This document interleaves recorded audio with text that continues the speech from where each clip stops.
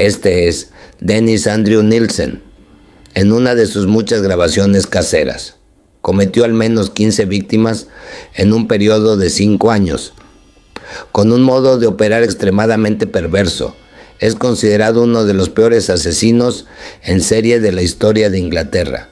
Entre estrangulamientos y ahogamientos, Dennis mantenía el cuerpo de su víctima para usarlo como si fuera un juguete. Aquello era solo el inicio de una gran pesadilla que transformó el interior de esa casa en un cementerio. Durante el invierno de 1983, las autoridades de Londres, en Inglaterra, encontraron un problema en Muswell Hill, y todo comenzó con una queja por una tubería obstruida. La dirección era Cranley Gardens, número 23. La residencia estaba dividida en ambientes para albergar a más de un inquilino, de modo que existiera cierto nivel de privacidad. Desde hacía días, algunos de estos residentes se quejaban de que los inodoros estaban obstruidos. Se llamó a un profesional y logró desobstruir la tubería. Debido a la naturaleza de la profesión, se espera que este tipo de trabajador encuentre ambientes con olores desagradables. Sin embargo, este hombre declaró que nunca había visto nada parecido. Apenas podía soportar permanecer en el baño y necesitó realizar el trabajo por partes debido al terrible olor.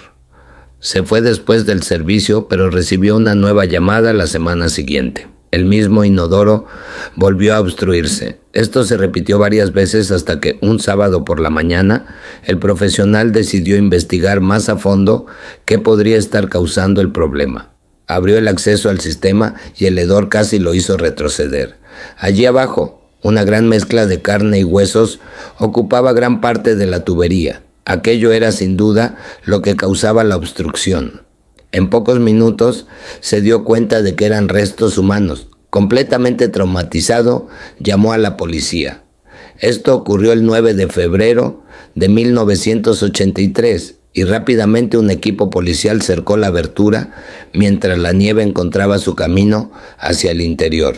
Identificaron una mano humana entre la carne y confirmaron las denuncias del fontanero. Descubrieron que la tubería estaba bloqueada más allá de la planta baja, indicando que la obstrucción comenzaba en el punto más alto de la residencia.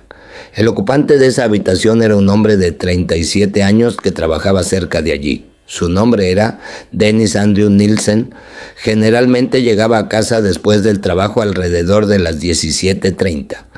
Los cuerpos fueron encontrados por la mañana. Los policías decidieron entonces esperar a Dennis dentro de la residencia. Ver a los agentes afuera podría provocar la huida del criminal. Ya sabían que Dennis había usado el inodoro para deshacerse de los cuerpos, pero aún quedaban muchas preguntas. Los policías permanecieron escondidos en la casa durante aproximadamente 3 horas hasta la llegada del criminal. En cuanto cruzó la puerta, fue recibido por los agentes. Dennis fue llevado inmediatamente a su habitación. Dijo estar sorprendido cuando la policía reveló haber encontrado restos humanos en la tubería, pero su actuación no duró mucho.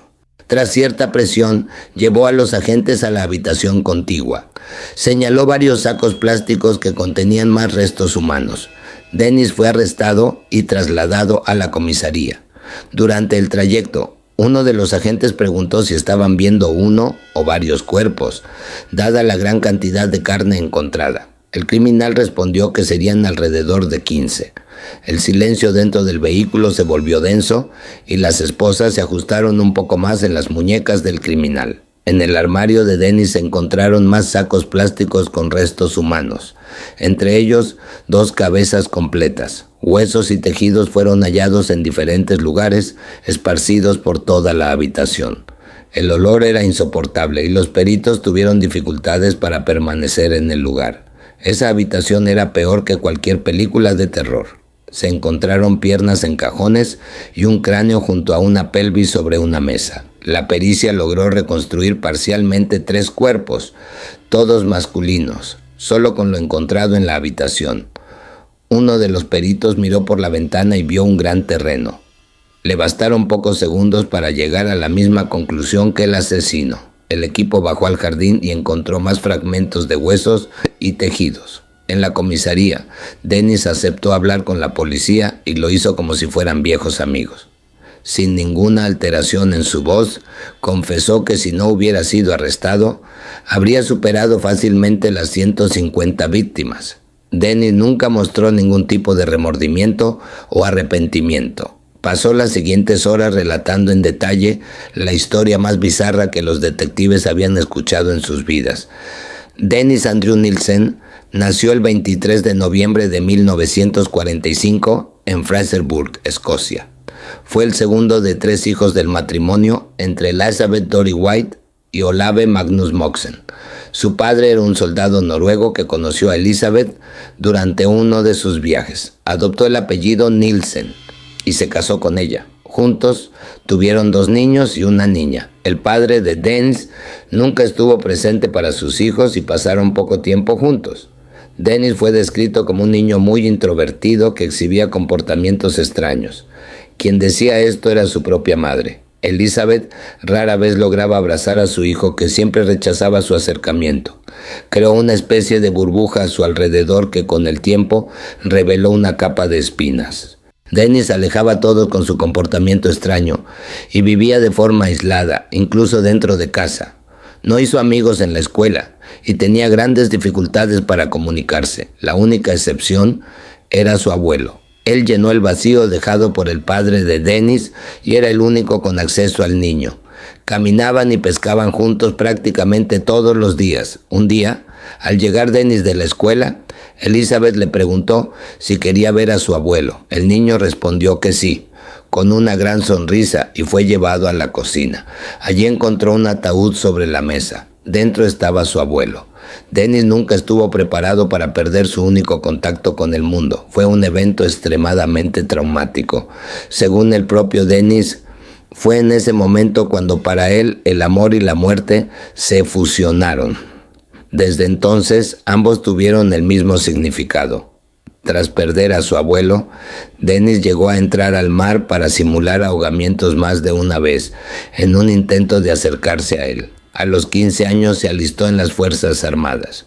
Pasó un tiempo en la cocina, donde aprendió a manipular distintos cortes de carne. Estas habilidades más tarde serían utilizadas en un contexto muy diferente. Dennis era difícil de tratar. Se negaba a perder discusiones y escuchaba música clásica, lo que lo hacía parecer extraño. Fue entonces cuando descubrió su atracción por hombres. Ocultó esto dentro del ejército. Uno de sus hobbies era la fotografía. Pedía a sus compañeros que fingieran estar muertos, como si hubieran caído en combate. Dennis acumuló una gran colección de imágenes. Pasó 11 años en uniforme.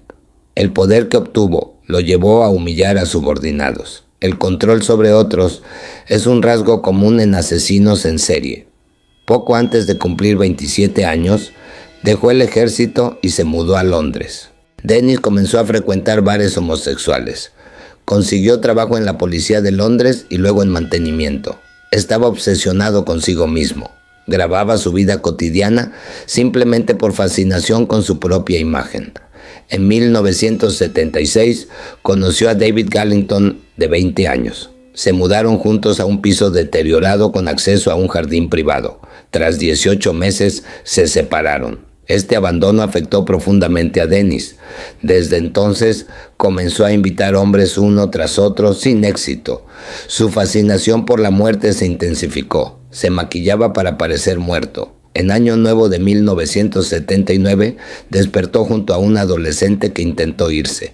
Dennis lo estranguló. Fue su primer asesinato. Bañó el cuerpo, lo vistió y convivió con él durante una semana.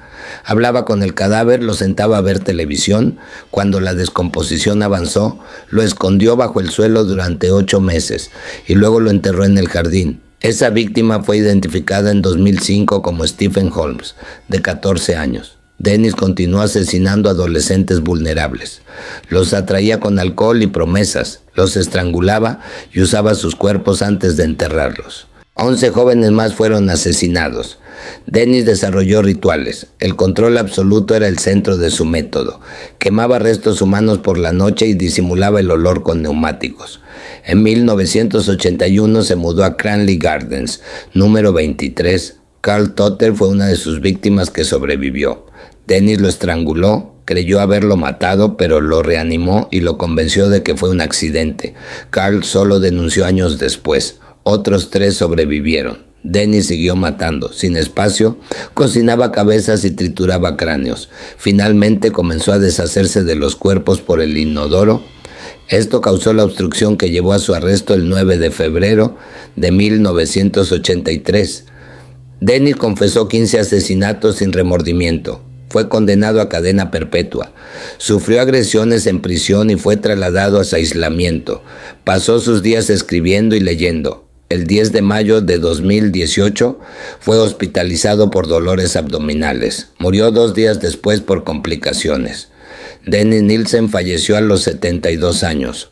Su cuerpo fue cremado. Ningún familiar estuvo presente.